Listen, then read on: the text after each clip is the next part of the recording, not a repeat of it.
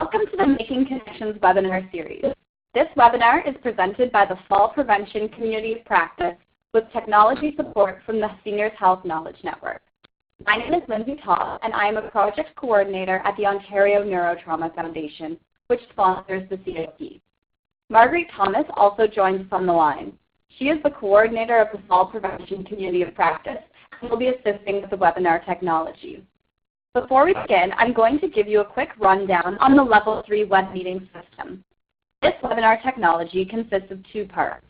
The audio is provided through a telephone conference line, and the visuals are provided through a web platform. The phone number for the conference line and the link for the web platform were sent to you by email after you registered for the webinar with Level 3. If you have questions about the technology at any time during this presentation, please type them into the chat box, located on the left-hand side of your screen. Alternatively, you can send me an email to lindsay@ons.org. I will work with you to resolve technical issues as soon as possible.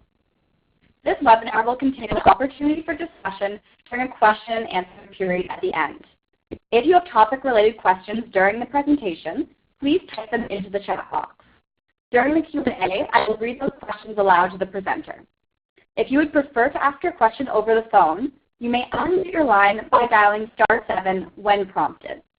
When you are finished, we please ask that you dial *6 to remute your line. This webinar is being recorded. The recording and the slide deck will be distributed by email after the webinar. I would now like to introduce our speaker, Marilyn White-Campbell. Marilyn is the Geriatric Addictions Specialist for the CAMH Geriatric Mental Health Outreach Crisis Team. Welcome, Marilyn. You may unmute your line now by dialing *7. Good afternoon, everyone. Can you hear me all right? We can. Thank you. Perfect. Okay, so I guess I'll start. So welcome. Thank you for joining us this afternoon to talk about substance use disorders in older adults, falls and fractures. I'm not going to talk too much about the fracture piece because we all know that oftentimes that falls can lead to fractures, and we may address that in a later webinar. So today, our hang on a second, I'm just going to move my slides forward. Okay. So we will be talking about the incidence of falls as a result of intoxication or as a result of withdrawal, and how substance use and substance dependence itself pose unique problems in the context of falls because both substance use and the treatment present difficulties with fall risk and are actually the reason for the risk. And also to talk a little bit about the ongoing use and tapering cessation or withdrawal of substances that have falls implications, and also a little bit about the titration and stabilization onto a treatment. There'll be more discussion about the opiate piece around that. And also I will touch on screening and assessment tools for substance use disorders, and including some of a tool that's used for risk management for falls, particularly in long-term care. So I'm sure that since you're all part of the community of practice on fall prevention, you're very familiar with this report, the Seniors Falls in Canada, and in that very hefty document, this is where you'll find the information on falls and alcohol. So it's a very small piece, but I think a very profound piece that because there is research around the association between alcohol use and falls and related injuries. The data here suggests that adults 18 and older, that 22% of patients seen in an emergency department for a fall tested positive for alcohol. And the percentage, as well as the degree of blood alcohol levels decreased with age. So it actually takes a lot less for older adults to end up with a fall and end up in the emergency department as a result of intoxication. And then the other piece, which is very, very common, is that alcohol interacts with certain drugs to increase the risk of falls by producing changes in the person's awareness. because of their intoxication and their balance and gaits. Now, I want you also to be thinking of alcohol as not just a beverage, but it's a drug. So you're looking at alcohol and medication, so a drug-drug interaction. And do we even ask the question, when people go into the emergency department, do we ask these questions? So in fact, we had we were looking at screening for alcohol use disorders and depression in elderly coming into the emergency department in one of the Toronto hospitals, very, very busy hospital, and to replicate a study that was done by Dr. Bill Jasek from the HOMWOOD program here in Guelph, and we were finding that it was really a barrier, that staff didn't want to ask questions of elderly people around their drugs. They felt it was an imposition to ask. It was, something very private, something confidential. And our response to our ethics committee was that, and to the staff in the emergency department, is that when you go in to assess an older adult, you ask them about their medications. You ask them if they, you ask them about their medications, you ask them about their blood pressure, you take their temperature, you ask them about bowel movements, you ask them about cigarettes. Why wouldn't you ask about alcohol? Because alcohol is a drug. So older adults 65 and older constitute 13.5% of the population in Ontario. And the prevalence around mental health and addictions problems ranges anywhere from 17 to 30%. If you look in long-term care settings, the rates of older adults that are admitted to long-term care are anywhere between 18 and 24%. So it's fairly high. I mean, so you could expect, if you're from long-term care, you can pretty much count that you've got about 20, up to 25% or a quarter, almost a quarter of your population will have some substance use disorders. So it's something to keep on the radar. So there's also increasing use of alcohol use among older adults. This is a population that were sort of regular users and also are now in later life being prescribed more CNS medications. So as the population is aging, we're seeing more and more older adults that are drinking, and between 10 and 50% of individuals age 60 and older drank in excess of the current guidelines. And what are the current guidelines? The current guidelines by the Canadian Centre for Substance Abuse indicate that a safe amount of drinks would be, in a typical drinking day, would be no more than 3 standard drinks. So if you're looking at age and substance use, and the fact that older adults are drinking in, a large proportion are drinking in excess of current drinking, low-risk drinking guidelines, that's of concern, because again, it's the alcohol, drug-drug interaction that sometimes contributes to the falls. And in terms of medications, 78% of seniors in institutions and 37% in households took central nervous system medications. Analgesics are most common, followed by antipsychotics, antioxylytics, hypnotics, and sedatives. So, and those are the ones that are most commonly associated with falls. The other thing we know about this is that the cost of substance use to the healthcare system is enormous. The cost for diabetes is $5.9 billion, and the direct healthcare cost for substance use is $8.8 billion. So, it's very much a concern. So there was a study that was completed. Actually, I'm just wondering if I skipped the slide. No, I didn't. Okay. A study completed at St. Joseph's Health Centre, again looking at, because it was this is an area of Toronto where there's the highest concentration of older adults in the city, and they reported that there were 4.7 of all ED visits for mental health and addictions were seniors, and out of those, 35% were addiction related, and it doesn't capture the other pieces. So it doesn't capture that the person came into the emergency department as a result of a fall or a failure to cope or liver failure or a GI bleed. And these are all conditions which, again, commonly would result in falls. So where are we with our data on falls in substance use in older adults? I couldn't find anything on current alcohol-related falls in older adults for ED admissions. I reviewed the reports, and so there is some evidence to suggest that it may be captured under alcohol poisoning, and there is data out there.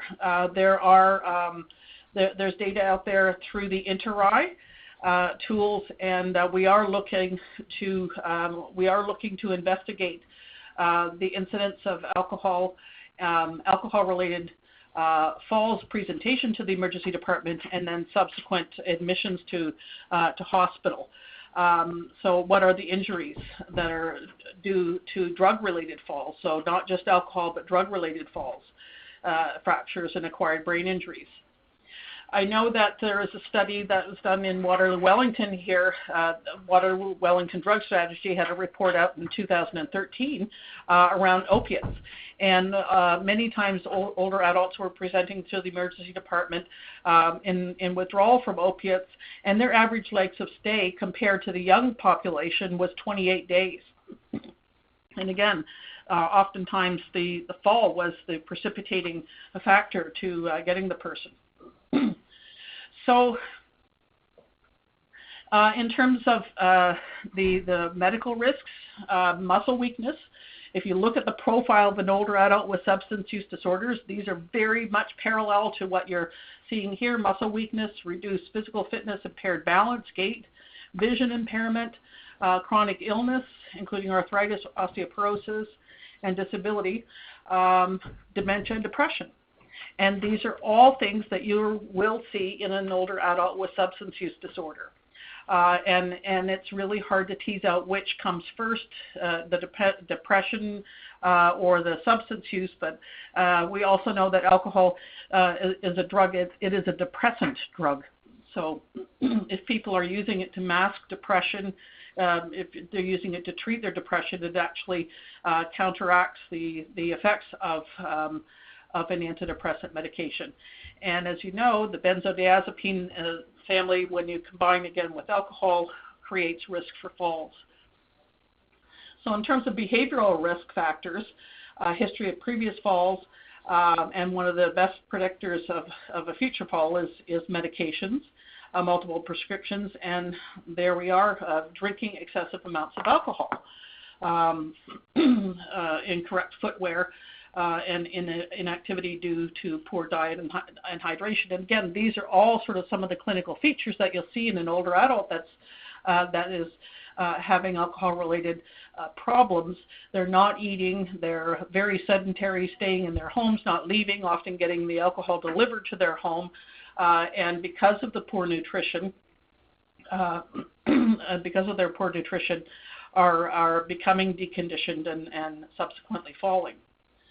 The other thing I want to point out is that substance use disorders are increasingly being recognized as a neurobiological illness. There's a lot of stigma associated with addictions, and oftentimes it is thought to be a disease or an illness of where the person lacks willpower or self-control. And there is some evidence to suggest that with chronic use, that there's some neurological involvement. And so there are some now very good medications to treat alcohol use disorders and in particular, that are very successful for older adults. Even I have known in my own experience working with older adults with substance use disorders, that even with people, older adults who have cognitive impairment, some of these anti-craving medications can work very, very well. The other thing is we want to look at the geriatric conditions such as tolerance, gender, and comorbid conditions. On average, when we did our research back in the 90s, when the first bit of research on older adults and substance use disorders was being conducted, we looked at some of the chronic health issues that older adults were coming into treatment with. And on average, they would have 5 chronic health conditions: hypertension, diabetes, etc. So it's very common that they're, on top of the substance use, they have many comorbid conditions, cardiac conditions, etc. And the other consideration is that the tolerance in later life is so much different. It takes a lot less alcohol to cause a lot less alcohol to cause problems in older adults. The body is not as tolerant, especially in women. So what we usually hear from older adults is that I don't drink as much as I used to. So they may have had a robust drinking career and be able to drink, at a fairly robust amount of alcohol, but in later life are actually drinking less. But it has the same impact, the same profound medical consequences and accelerated consequences in later life. And in particular, females are that much more vulnerable because women, as you know, have, compared to men, have less muscle mass. And so alcohol is absorbed at a different rate and excreted through the kidneys and liver at a different rate. So it makes them less tolerant to alcohol, and again, at greater risk for alcohol-related consequences, including falls. So about 85% of all injury-related hospitalizations for seniors are, and that amounts to 53,000 hospitalizations each year. And the cost per senior, it's $2 billion annually, or almost $500 per senior per year. And as I am fast approaching that age, I'm wondering when my time will come. As I said earlier, there is stigma around addictions, and so I ask you to consider that in your practice, because oftentimes there is a belief in the traditional settings that a person has to admit to wanting help around their substance use in order to access any treatment. And I hear that all the time. Oh, this cognitively impaired elderly person is waiting in long-term care or waiting for a long-term care bed, and they're still drinking and they're falling all the time, but they have to admit that they have a substance use problem in order to want to do anything about it, don't they? And the answer is absolutely no. You don't need to. The person doesn't need to admit that they have a problem in order to help them make some meaningful change. And maybe that's something in our next webinar that we can talk about some of those strategies. But the person on the left in this comic is the person who's really ready for change and wants help. He's asking for help, and the one on the other side doesn't admit that he wants help. But it's that person in the geriatric population that is most vulnerable, and again are the people that usually end up in the emergency department as a result of falls, accidents, and injuries.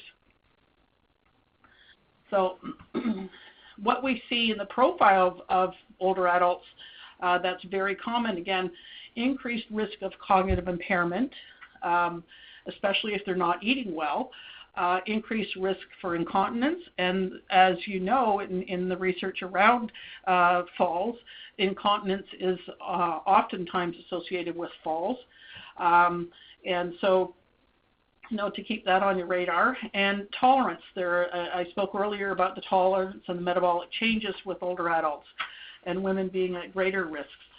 So there's a reduction in the proportion of body water, resulting in the increased potency of alcohol in older adults, and a slower metabolism rate, which results in prolonged effects on the central nervous system, and it makes it, the older adult, a lot more susceptible to problem substance use. So as I said earlier, it takes a lot less of the substance to get the same effect.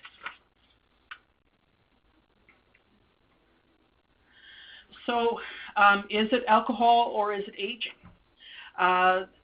The rates for cognitive impairment in the population are around 5% of all people are aged 65 and up, and as you age, about 20% have cognitive impairment. And what are the rates for older adults? We don't know the exact rate, but we do know that that alcohol-related cognitive impairment is fairly common. And again, because of the person's lack of inability to control the substance, it's not necessarily, people again will often say the person lacks insight. Well, if you can't remember what you had for breakfast, if you're paying your bills, and so there's overall capacity challenges there. How can we be asking the person to have insight, to make some changes around their substance use? So it's very difficult to determine whether it's a cognitive deficit observed due to substance use problems, medical problems, aging, and then again, when there are substances involved, very commonly falls. And we do see falls, fractures to wrists, hips, ankles, etc., but we also see a fair number of head injuries. And again, and the person may be coming to the hospital as a result of an alcohol-related fall in the course of their acute phase of intoxication and or as part of withdrawal. And we'll talk a little bit about that later on, the withdrawal phase. One of the things is that the Canadian Centre for Substance Abuse current guidelines suggest 3 standard drinks a day is a safe amount for everyone to drink. So, but that is not appropriate for older adults. So the low risk guidelines that we look at for older adults is no more than 9 standard drinks in a week for men, and no more than 7 drinks. And I've seen it as low as between 5 and 7 drinks for women, and that's on a per weekly basis, not a daily basis, and not can't be consumed on the weekend. That's called a binge. So we need to be mindful of that. And that's something we want to advocate for as a community of we have a substance use collaborative, and we want to advocate for low risk drinking guidelines. So when we talk about alcohol and we're getting a history from a family member or from a patient who has been drinking, you want to look at the amount of alcohol that they're drinking, and how do we tell that? We measure it in standard drinks. So a bottle of beer at 5% alcohol per volume is 12 ounces, and 5 ounces of table wine, red or white, doesn't matter, neither is more than the other. 1.5 ounces of 80 proof liquor, and 3 ounces, and it's not up there, 3 ounces of fortified wine or spirits. Remember, port and sherry is between 17 and 21% alcohol per volume. And you always need to ask about the size of the alcohol, the size and the alcohol content of the beverage. So oftentimes people will say, I just have 1 or 2 beers, but it may be the really strong beer, because there are some beers out there, some European beers that are 10% alcohol, and if you drink the tall boy, you have the really large cans, that can amount to almost 4 but not 5 standard drinks. So if you've got a patient coming to long-term care or who's in the emergency department, and they say just have a couple of cans of beer a day, 2 of the large tall boy cans with fortified, with 10% alcohol, can be a fair bit. So always ask about that in your inquiry. So one of the things that we want to do is to look at falls due to intoxication. Over my many years working with older adults who present to the emergency department, we would go down and see them in the emergency department, and many times it was the fall due to intoxication that the person presents with.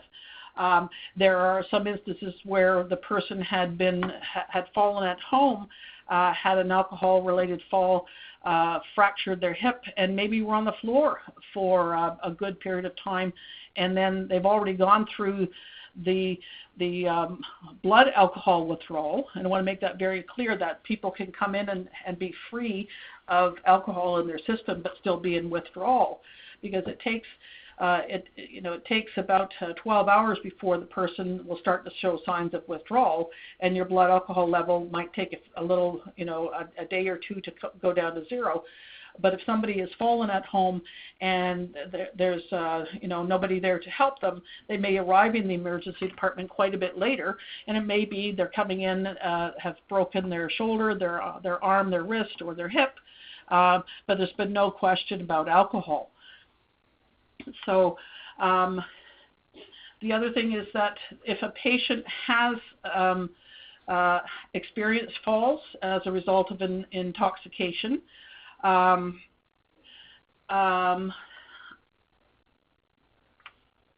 I was reading the questions on the side there. I don't need to do that, right, Lindsay? So for falls due to intoxication, you need to make recommendations to patients to look at abstinence as a goal, because the person may in fact be quite cognitively impaired. There may be some visual impairment, etc. And if they are drinking, then you need to have someone present, a sober person present, a family member or a caregiver present, to be able to help implement the recommendations. The other is to advise patients of harm reduction approaches to avoid intoxication. For instance, one of a very simple recommendation to help reduce the risk of falls would be no drinking within an hour before bedtime. And why do we say that? And especially, I always, when speaking with older adults who like to enjoy a bit of beer, I always say to them, you don't buy beer, you rent it. It's a diuretic, so it's you drink it, and it comes out in the urine very shortly afterwards. So with older adults where they are drinking within an hour bedtime, they're going to be getting up in the middle of the night to go to the washroom, and again, that's a high risk time for falls.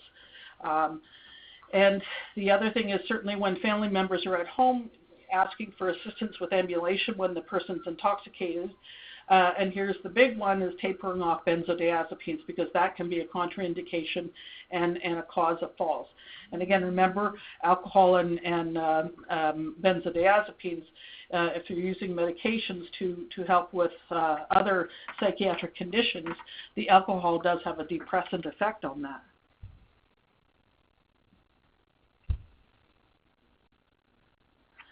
So there's a high incidence of both reported falls and severe falls at 17%. So falls increasing drugs. So those FRIDs are correlated with the number of drugs dispensed. And again, people who are using sedative hypnotics at nighttime, and also having a little bit of sherry or a bit of wine at nighttime to help them relax, they may experience falls. And I know that in institutional settings, prescription medications also seem to be a factor in falls. And on average, it says in the U.S. they're looking at patients in the community. They and seen in the office take 6 to 8 medications on average. So, and again, if you look back at our research around alcohol older adults with substance use disorders, they have 5 chronic conditions, and with those 5 chronic conditions, oftentimes there are medications that go along with this. And there may be taking potentially inappropriate medications. And it's very difficult. It's a big challenge for doctors because people come in to the office and they're in pain. They're asking for relief from their symptoms, and sometimes we have to ask the patient whether or not the medication they're taking is doing more to them than for them. So, and, that's a very important conversation to have. So one of the things that CAMH, addiction medicine, we have a physician that works specifically with older adults, and he likes to use the Morse-Fall scale for inpatient settings. It's not so good for outpatients, but that's a scale that he, for me, has a preference for. And also looking at assessing the person post-fall. Again, remember, with alcohol withdrawal and other drug withdrawal, during that withdrawal phase, that's where the big risk of falls occur.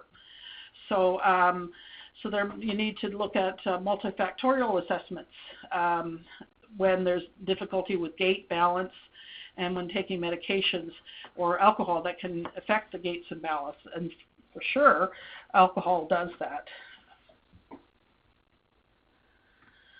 So again, as I said at the very beginning, the ongoing use of a substance and the tapering of a substance have falls implications. And also the titration and stabilization into a treatment has implications for falls. So we need to be very mindful of some of the medical consequences, because if you treat withdrawal, if you treat alcohol withdrawal, you will be using, if a person is in severe withdrawal, you're going to be using some benzodiazepines. And some of those medications will certainly cause sedation, ataxia, and even there may be some loss of consciousness as a combination, because of the person's use of alcohol and diazepams. So the other thing is that alcohol, chronic alcohol use and poor diet often contributes to neuropathy. So older adults who have diabetes, who are smokers, may have diabetic neuropathy. In older adults who are chronic substance users, chronic alcohol users with poor diet will end up with may end up with a neuropathy. So, which again further complicates and heightens the risk for falls. So withdrawal from alcohol is very, very complicated in older adults. And the biggest issue for older adults is the risk of delirium and withdrawal seizures. There's about a 4 to 5 day window on withdrawal from alcohol, and we might start to see delirium tremens after day 2. And again, what's the treatment for that is a benzodiazepine, which may complicate things. But we certainly know that it takes a lot longer, up to 2 weeks, for older adults to fully withdraw from alcohol.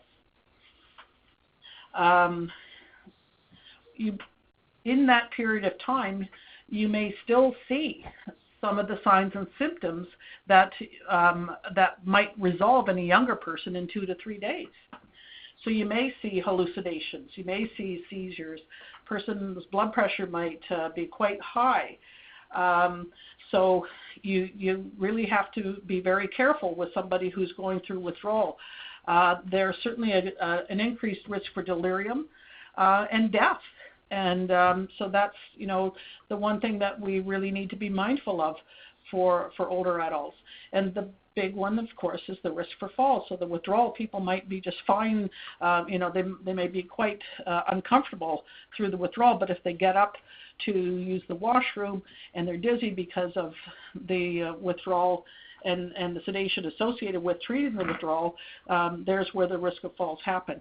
And I have to say that another complication is that sometimes when there is delirium present in older adults who are going through withdrawal, because of the deliriums, I have seen instances where because of the delirium and the agitation, there's two ways to deal with it. One is to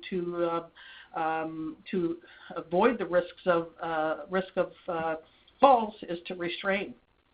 And I cannot tell you the number of times when we've had people in withdrawal that end up trying to get out of their bed, they fall and they fracture. So, they'll fracture a hip or their arm, something, so it's very complicated. One of the approaches that we use that I've seen that's worked very, very nicely in settings where there is addiction medicine services, and that's where there's a bit more sensitivity to the withdrawal treatment of withdrawal in older adults, because the protocols are a lot different than in younger population, and the dosing is a lot different. Sometimes in emergency settings, older adults get a general dose of Valium, where a smaller dose would do. And so where there is an addiction medicine setting, the doses are geriatric doses, and again decreases the risk for falls, accidents, and injuries. And the other is we have used instead of restraints, but having a falls pad beside the bed, as well as a one-to-one to support, and help the person get to the washroom. And again, it's a very short period of time that may need to be in place.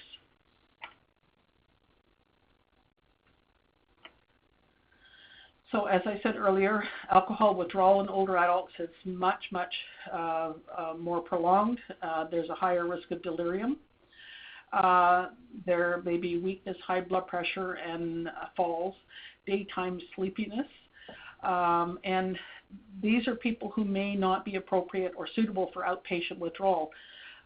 Because what do you need when you have somebody in withdrawal? You need to have adequate social support. You need to be able to monitor the withdrawal symptoms and identify when those symptoms are beyond the ability to care for the person in the home. There's also, there's also comorbid physical and mental health issues that may be complicating the situation. And then, of course, complications such as seizures, delirium, and cognitive impairment. So again, it's really a challenge when an older adult with a dementia is going through withdrawal, because you don't know which part of that, the agitation and so on is result of the cognitive impairment, or is this a new presentation of delirium as a result of withdrawal from the substances. So we never recommend stopping anybody suddenly from alcohol. This is just to tell you that, to give you an idea of what happens when people start the withdrawal process. So it takes 6 to 12 hours after the last drink, and usually the symptoms, the most profound ones, peak between 24 and 72 hours, and they can resolve in 3 to 10 days. The one thing that they look for is the tremor. And again, in older adults in the geriatric population, this is really hard to tease out, because oftentimes there is tremor present. It may be present for other medical reasons. But tremor in withdrawal is so different than in other clinical presentations. Tremor on the right and the left hand should be equal. So when they extend their hands, hold their arms out, you ask them to extend it and reach for an object, you notice that it's bilateral. So both hands will be tremulous at the same rate. If the person is coming in and they're asking for Valium because they're in withdrawal and the right is a stronger tremor than the left, then I would be suspect. And there are actually some apps that are out being there's a physician at I think Mount Sinai Hospital who's developed an app where patients can put the cell phone, the phone in their hand to measure the tremor to see whether or not there's differences. So the other features are ataxic gait, no resting tremor, sweating, vomiting, anxiety, tachycardia, hypertension, and certainly, as I said earlier, longer withdrawal in the elderly. We've seen withdrawal happen, take on average 2 weeks really to resolve before the person feels really well enough. And the one thing that we know is if the person is given an adequate enough time to withdraw from alcohol and you get them stable, then there's less likelihood they're going to relapse when they return home. It's when people get go for to have withdrawal in the hospital, and they're only in less than a day, and they're sent home. They're still in withdrawal, and especially for elderly. So, and again, there's that risk for delirium, which again is a factor in falls. For those of you who work with older adults, I like to look at some of the PISA documents, and there's the IWatch acronym. And if you look here, I'll just use my pointer, all of these things that are highlighted, pneumonia, withdrawal from alcohol, barbiturates, benzodiazepines, liver failure, renal failure, head injury, hemorrhage, cardiac failure, anemia, deficiencies, vitamin B12, folic acid, and thiamine. And again, remember, when people are not eating well and they're drinking, is often that that they're thiamine deficient, and that's what contributes to the ataxia, and sometimes that can be cause some permanent damage. So also, if you look down here, the toxins, the substance use, medication, alcohol, etc., all those. So all of these items under the IWatch death, there's 7 out of 11 of them that can apply to older adults with substance use disorders. And again, with all of these things going on, the consequence may be the fall, and then the fall is the thing that leads to the hospitalization. So how do we minimize those adverse effects? How do we deal with fall, sedation, and overdose? So one of the recommendations is not to prescribe opioids to cognitively impaired patients unless it's dispensed and overseen by a caregiver. And tapering the benzodiazepines.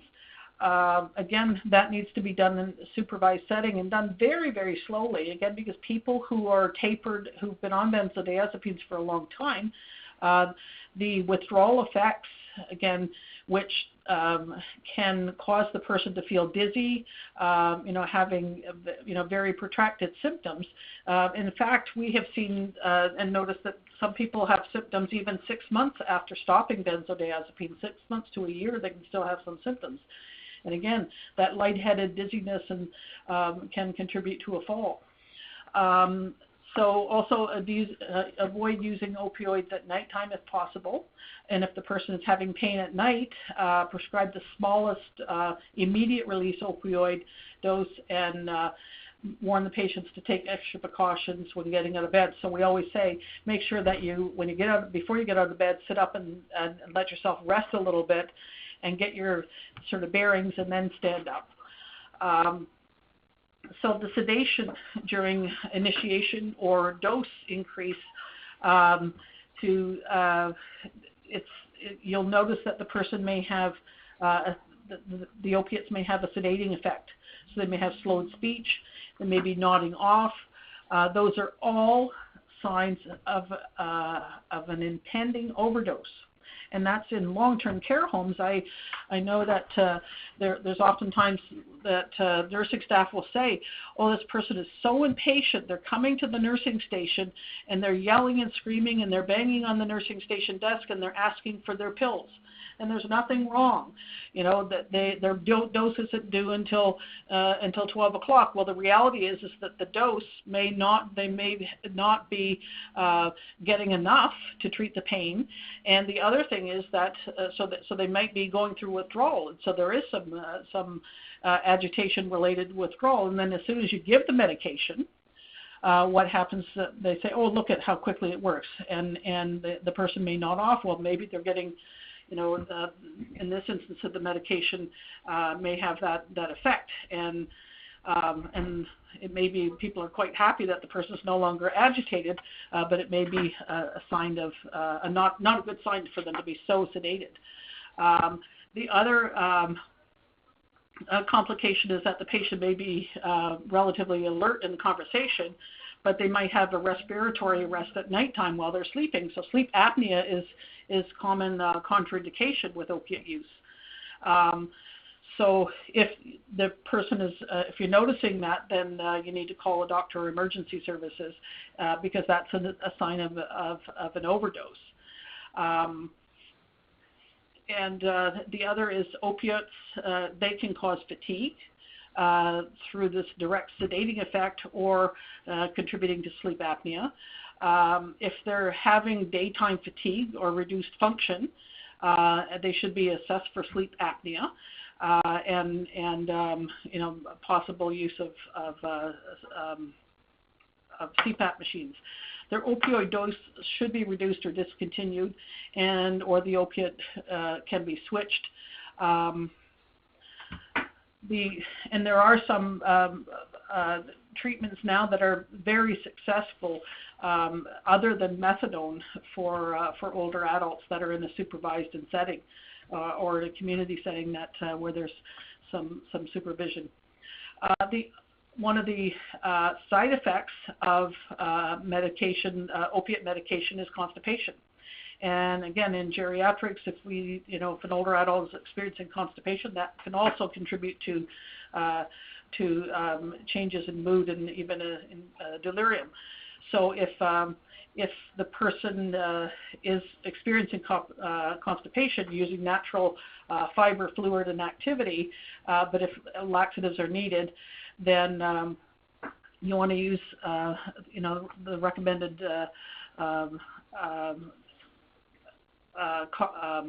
laxatives to support. You don't want the person ending up, again, having to rush to the washroom in the middle of the night.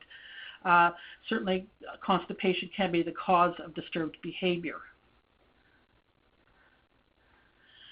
So when do we admit to the hospital? When a person is being withdrawn from a substance, there may be late complications from 3 to 7 days of severe and inadequately treated withdrawal. So that's not using any benzodiazepines for alcohol, and no support for opiate withdrawal. People say to me around opiate withdrawal that the symptoms of withdrawal for opiates are very, the symptoms of withdrawal for opiates are very much like the worst flu you'll ever have, except for, you sort of feel like you're going to die, but the difference is that you really wish you would die because it's so horrible. So that's why people tend to not want to go off of them, because the withdrawal is very, very uncomfortable, and people really do suffer through it. So the complications that require hospitalizations, again, are inadequately treated withdrawal. And again, I cannot tell you the number of times that we have seen people who have ended up in the hospital because during withdrawal they have fallen. And if people are have severe delirium tremens with hyperactivity, they need high doses of short-acting benzodiazepines, and sometimes there may be a need for an ICU admission. So there are some neurological complications as a result of alcohol use, as I have alluded to earlier, is that older adults that have poor nutrition can end up with Wernicke's-Korsakoff syndrome as a result of malnutrition, and thiamine deficiency is one of the factors. So you see here it affects the vision, it affects the mobility, muscle wasting, etc.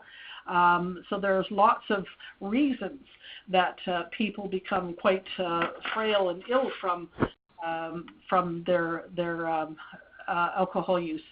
The other is that it does cause heart problems. and dementia. So there's some alcohol-related brain damage. The difference between the difference between the brain damage, let's go back there, that one would see in a dementia, and an Alzheimer's type dementia and an alcohol-related dementia, is that the dementia for someone who is, has alcohol-related brain damage, it kind of plateaus. It doesn't deteriorate the same way as someone with Alzheimer's. So it's kind of a, if there is any good news associated with having alcohol-related dementia, is that it can stabilize. It doesn't deteriorate as long as there's abstinence and good nutrition and physio and so on associated with it. And there are some people that completely recover. So in terms of chronic pain in the elderly, it's a major cause of disability, especially in women. 31% of women aged 75 and up living at home have limited activities of daily living because of osteoarthritic pain. And there's limited treatment options. NSAIDs can be helpful, but there's complications associated with those, especially GI bleeds. So, and there's opiates, and doctors are very often reluctant to prescribe opioids, and patients may themselves be reluctant to take them. So, there's a lot of risks associated with opiate use. So, again, we talked earlier about the overdose symptoms, but here's a list of the symptoms that you want to look for. The sedation, nodding off, emotional lability, slurred speech, and those signs of sedations are something to really look for and watch for. Again, in long-term care homes, the sedation may be something for an agitated patient who's in pain. That sedation may be seen as a bit of surcease for other residents who might be have been subjected to the person's agitation, but certainly a sign of sedation is not always a sign that the medication is working, but rather a sign of overdose. So the fall scale, the Morse fall scale here, you're looking at risk of 45 and higher and moderate risk. So it's something, again, that we would use that scale when monitoring and treating patients with opiate dependence.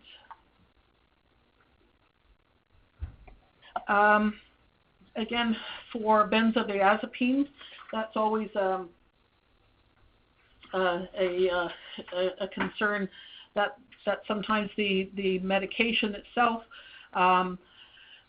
can be the cause of the fall, and when we try to taper people off, they may experience falls, and so the general best practice would be to really go slow to lower those risks of falls and observe for sedation to make sure you minimize the risk for falls. You can do outpatient tapers, and those outpatient tapers are just as effective in the elderly as they are in youth. But you still need to look at and treat the secondary psychiatric problems like anxiety or insomnia with a long-term low benzodiazepine maintenance. And that's the thing, is that some people that have been on the medications for a long time can experience the anxiety and insomnia as a result of the medication. So the medication, they took it in the first place for depression, anxiety, and insomnia, but it has a rebound effect of causing that. So what are the screening tools that we use for assessment of alcohol problems and other tools?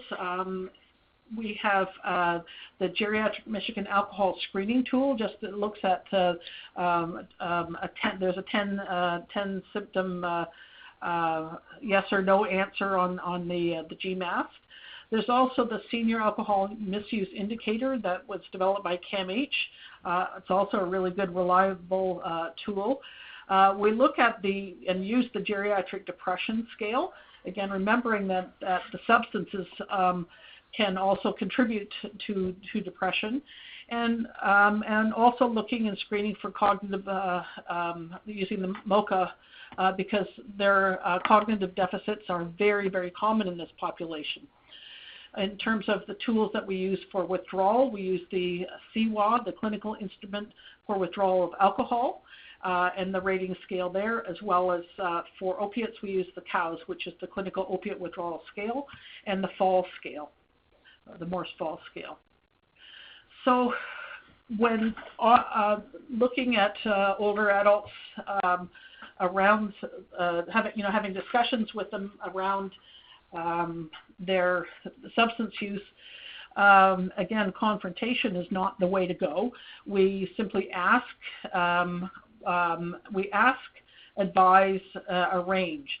So asking about the substance use, recommending that maybe the low-risk drinking guidelines, and that's why we're looking at establishing low-risk drinking guidelines, is to say, well, 3 standard drinks a day. If you're drinking 3 standard drinks a day, maybe that's intended for the general population. But as with age and complexity of health problems, that's not recommended. So people who don't have medications that are in good shape, maybe that's a safe amount for them to drink. But for older adults, there's some precautions, and so advising low-risk drinking guidelines for older adults that's a good opportunity in a clinical setting. And then the other thing is, if they're interested in doing something about their substance use, then make arrangements, make the phone call. Don't just give a number and say, here, call these people. They'll it's a counseling service, but make those arrangements and help the person to receive some support, and look at least intrusive interventions in settings. There are some hospitals that have addiction medicine services, and there is a really wonderful model out there called the Rapid Access Addiction Medicine Model, the MetaPhi project that's being run by Dr. Melvin Kahan at Women's College Hospital, and he will see patients for withdrawal and tapering of medications and certain medications, but opiates, and move people from opiates to other opiate replacement therapy, such as buprenorphine, which is very, very successful for this population. So some of the prevention strategies, we want to look at increasing the awareness of alcohol in later life. It does affect women that much more than it does men, and with age, certainly less is better. And we also need to be looking at including alcohol, opiates, and benzodiazepines in clinical practice guidelines. So as a risk factor for falls, and certainly asking and talking in our own community of practices around supporting low-risk drinking guidelines for older adults, because older adults are that much more vulnerable. And screening for substance use disorders is part of falls.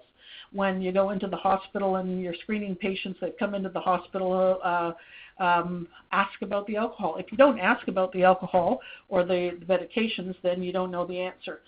So it's always good to ask the question. It's not an invasion of privacy. It's not an intrusion to ask about alcohol. And you need only ask the question, do you drink, yes or no? And if the person is responding yes, you don't say how much. You say, in a typical week, in this last week, how much did you drink, as opposed to, how much, because they may underreport. We don't use the CAMH. The CAMH seems to be very unfriendly to seniors. That's why we recommend the GMAST and or the SAMI. So again, in terms of managing risk, opioids are contraindicated for cognitively impaired patients living at home, and they need close and ongoing supervision. Assess for falls, and again, in long-term care settings, the Morse scale is a good one. And tapering of benzodiazepines before or during initiation of opioids, because the two together can again be a cause of falls. And certainly education about alcohol and overdose prevention is something that we could be doing a bit better around. So these are the American Geriatric Society guidelines, or treatment guidelines. So they're looking at multifactorial risk assessments that are coupled with appropriate exercise programs. That falls-related substance complications can't be a monotherapy. It has to be multifactorial. So, you know, the interventions can be modifications to the home environment, withdrawal or minimization of psychoactive medications, and I would also propose withdrawal or minimization or harm reduction practices around alcohol, and certainly withdrawal or treatment of other opiate replacement therapies, including buprenorphine. So those, pardon me, and other recommendations from the American Geriatric Society is including management of hypertension. And if a person reduces their alcohol consumption, that seems to make a big difference for patients with hypertension. So there are some resources out there. I'm just mindful of the time here. There are some resources, some benzodiazepines, opioids, benzodiazepines in the elderly. It's a pocket guide for physicians. It's available on the NICE website under the tools. There's also one for opiates. There's one for alcohol as well. So if you click on those two links, you'll see them and you can download them and share them with primary care. If you work in a long-term care home, download them, print them out, and save them for the nursing staff station. So that's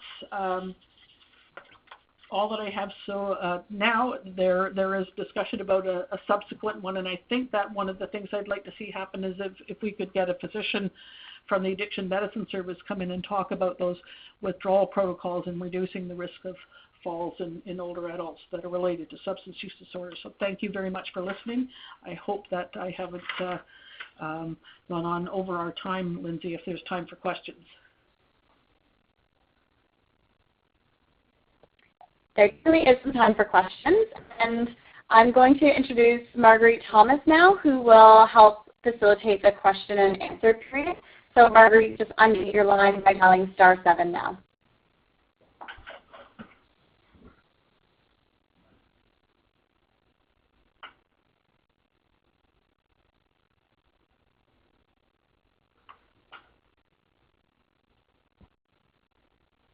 Marguerite, we can't hear you. *7 to unmute your phone line, don't forget.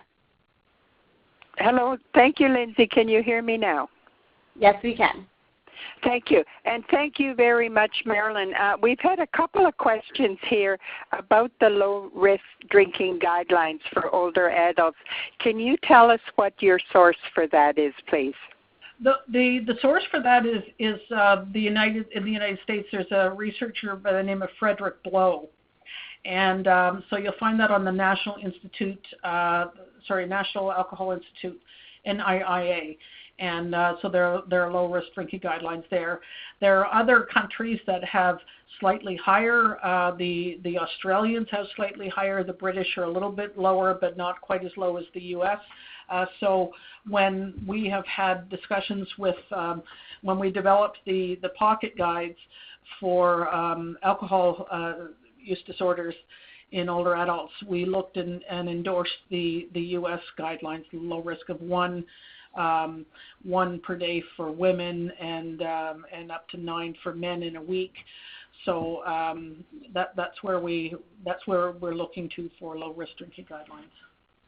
And another question around the drinking guidelines is, when you're looking at your age categories, what should the definition for an older adult?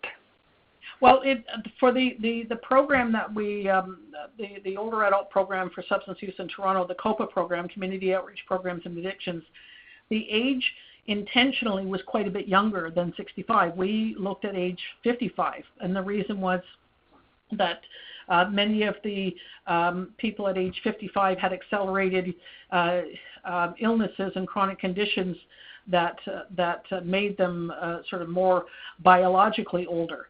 So we saw, premature aging, lots of health-related issues, and so 55 is the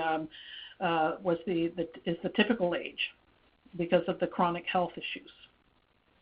And is that like just 55 and up as a total, or is there any differentiation between like 55 to 69 or 70 to... No, it's just all older adults, periodly. So at age 55, if there's chronic alcohol use, then they tended to have more health problems. You may find somebody who's in relatively good health in their 80s, but with the onset of even a small amount of alcohol on a regular basis, we've seen women in their 80s that had a very short drinking career after the husband died, started to drink a bit of brandy at nighttime, and that escalated, and within 2 years had full-blown alcohol-related cirrhosis. So, it can take its toll fairly quickly. So, thank you, Marilyn. I have a few more questions here, but first of all, I would like to tell everybody online, yes, this is going to be recorded. It is recorded, and it's archived, and you will be able to access it on www.fallsloop.com. In about a week or so. You will also get the slides sent to the email address that you used to register. So for somebody who had difficulty writing so fast, don't worry about it. You are going to get it all. The website that has been recommended here, www.ccsa.ca. Would you like to say a few words about that, Marilyn? Sorry, ccsa.ca? Oh, okay. That's the Canadian Centre for Substance Abuse. That's where you will find the low-risk drinking guidelines for the general population. Right? Thank you. Now, another question here is that some retirement homes have a happy hour where alcohol is served to older adults. How are the drinking guidelines regulated at such places? Well, again, remember, there are currently no low-risk drinking guidelines that are sort of endorsed across Canada. We're working on that as a substance use collaborative for older adults, but some homes will serve 2 drinks a day, and the recommendation is that if there's concerns around a person who's coming into the retirement residence with a substance use problem, then it should be carefully evaluated and endorsed by the physician. So maybe a couple of drinks a day is going to be just fine for that person and not cause any consequences because they've been drinking fairly heavily. But in the social context, one drink would be perfectly fine. If somebody is coming into retirement residence and they're really highly dependent on alcohol, then maybe that's something that needs to be kept at the nursing station and needs to be monitored and supervised and helped to taper the person down. But in social situations, 1 or 2, I think that's kind of the standard, is that most homes don't offer no more than two drinks at a pub hour. This is a retirement home. And there's also a question about best practice recommendations for serving alcohol in long-term care facilities. In long-term care, again, some of the long-term care homes, alcohol is only given as a PRN and only under physician order. Other homes will allow the resident to keep it in their room as long as there's no problem. So it varies from one facility to the next. And I mean, I think that's something that we should be looking at sort of as a policy-wide and provincial-wide recommendation to support the homes, because some homes really struggle with it because there may be a resident that's having some, lots of alcohol-related falls, and because there's no guidelines, there's no policy in place, there's nothing to say except that we don't want you to drink, and there's not really the person may say, well, it's my right to drink. There's no rules around it. You don't have any policies around it. This is my home. I want to have a drink. But in a supervised medical setting, alcohol is a drug, and so it may be that something that people want to take into consideration, that to look at their policies around administration of medications, as alcohol as a medication. So at the present time, there are no best practice guidelines, but there is a fair bit of advice that you're saying that people would let older adults have alcohol based on sort of the wisdom of the situation. Yeah. I do know that one of the things that you need to look at is whether or not, if their alcohol is in their room and it's accessible by somebody who has dementia and they wander into their room and then they ingest it, then what are the risk factors? So we always like to encourage that any resident coming into a long-term care setting that likes to have alcohol, that it be kept at the nursing station, and as long as there's no disruptive behaviors around the substance use, then it's okay to have it. But once the person appears intoxicated, or there's evidence that there's behaviors associated with it, and also certainly falls, then it needs to be tapered and cut down quite dramatically, but done in a safe way. Remember, the withdrawal piece is something that's really important, because you don't want the person ending up with a fall and a fracture as a result of the withdrawal. And I really thank you for what you've said about the withdrawal period, Marilyn, because I used to work in that field a number of years ago, and I've wondered if enough time was given to the withdrawal period that a person could get discharged too rapidly and be both at greater danger of relapse and greater danger of falling or having something else that was a nervous system problem. Mm-hmm, mm-hmm. Yeah, absolutely. And again, if people come in and they get their first dose of their first dose of Ativan or Librium or Valium, and they go home and they're unsupervised, they get up in the middle of the night, that's when the fall happens.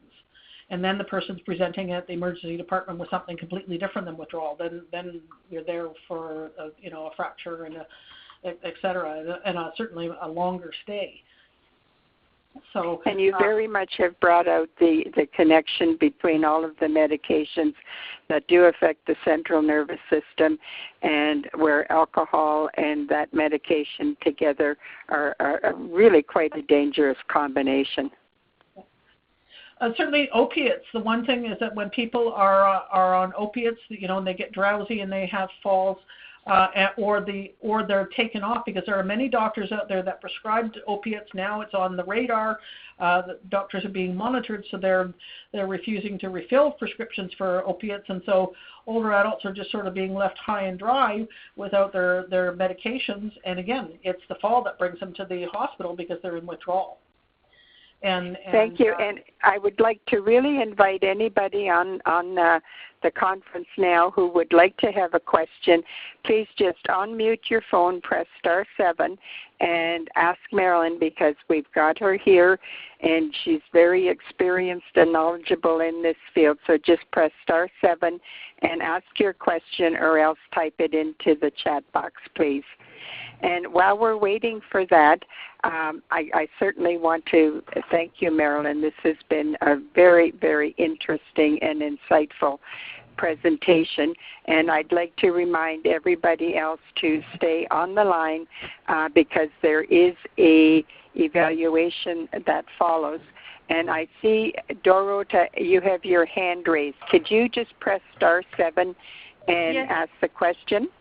Yes, we just pressed *7, and we wanted to know if there are any tools for alcohol metabolism in elderly, if there is a timing in terms of for example, 2 ounces of liquor, how long it takes for a 70-year-old to metabolize versus 85-year-old? Is there such a thing?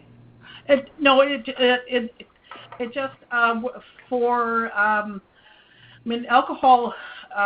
Usually, the first drink, it stays in your system for a period of time, and it takes an hour and a half to start to have a decreased effect, and then the second one has a cumulative effect. So it's really kind of tricky to say that whether or not an 85-year-old is going to respond. They're certainly going to get more intoxicated with the second drink, so that's again another good reason to look at low-risk drinking guidelines and using recommending lower alcohol concentrated drinks as opposed to drinking for instance hard liquor, because people think, well, I don't touch the hard stuff, I just drink beer or wine, but it's the volume, it's not the substance, if it's hard liquor or sherry or whatever, it's the amount of alcohol contained in each of those drinks, and they're all the same. Yeah. One beer is the same as having 1.5 ounces of whiskey or 4 ounces of wine or 3 ounces of port. Thank you so much for answering this. And we have another question from Natasha. Go ahead, please. Hi, it's Natasha Kern from the Public Health Agency of Canada. Thank you so much for your presentation. It's very interesting and something that we consider to be quite pertinent. In the last report we put out, we had highlighted that alcohol is one of the risk factors. So it's nice to see more information become available on this. We're very interested in the drafting of these low-risk drinking guidelines that you're speaking to, and certainly would be interested as the agency to be involved in some way with you, if that would be of interest to you. But I did have one other comment for the group. The conversation actually reminds me of a presentation given by Daphne Kemp from the Saskatoon Health Region at the recent National Falls Prevention Conference around the emotional health and falling. And one of the things that she had mentioned to the group was needing to ensure that we allowed older adults the dignity of choosing risks. And I think alcohol is one of those issues. It is legal to drink alcohol over the age of 18. And so it is technically their right to drink alcohol. And it is our need as a society to intervene when alcoholism is an issue, or as you say, health issues associated with ingesting alcohol and other concerns. So it's a fine balance, and I think that as we talk about a lot of these rules, regulations around access to alcohol for older adults, I think it's something we also have to remember about the dignity of risk, and the choice to drink or not is ultimately the adults. And so a lot of these conversations have to involve the adult themselves. So just a thought. I didn't know what your comments were on that. Well, I agree with you, but there is a subpopulation within this group that are at such high risk because of cognitive impairment, and it's not that taking away their last remaining pleasure, but reducing the harm associated with the substance. So, in fact, the harm reduction approach and best practice for long-term care is to allow for alcohol at the nursing station as long as it's supervised and as long as the person is not falling. And as long as the person's behavior, they're not hitting other residents, they're not putting other people at risk.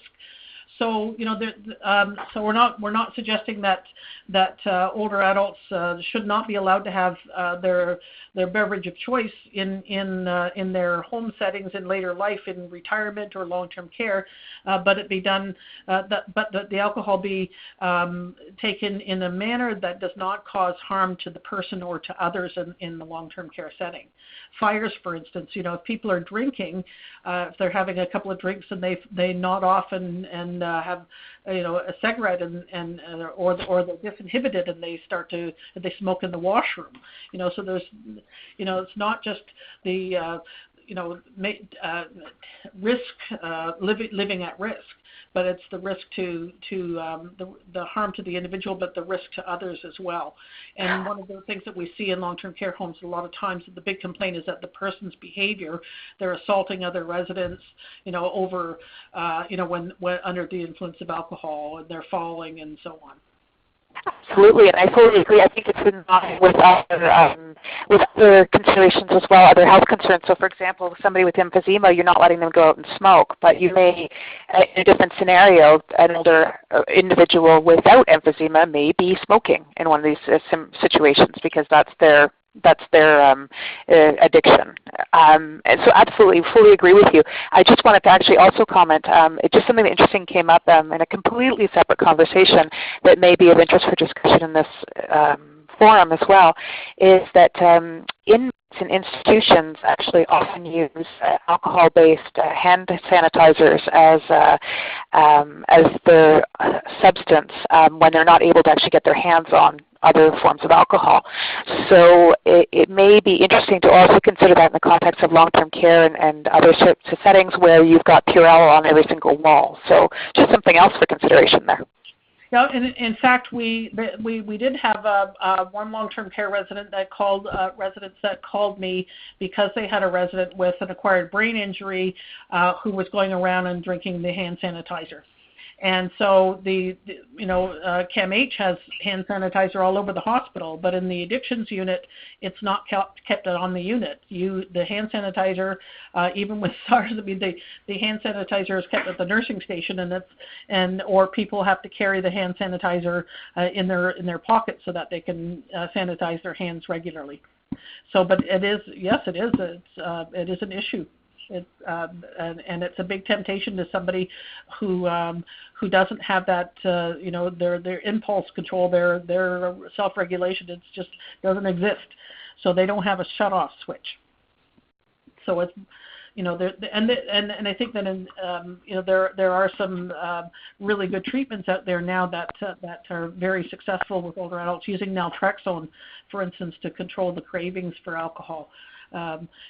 Kind of shuts off that pleasure, and so again, with the cognitively impaired, it's a great medication that can be quite helpful when people are transitioning into long-term care.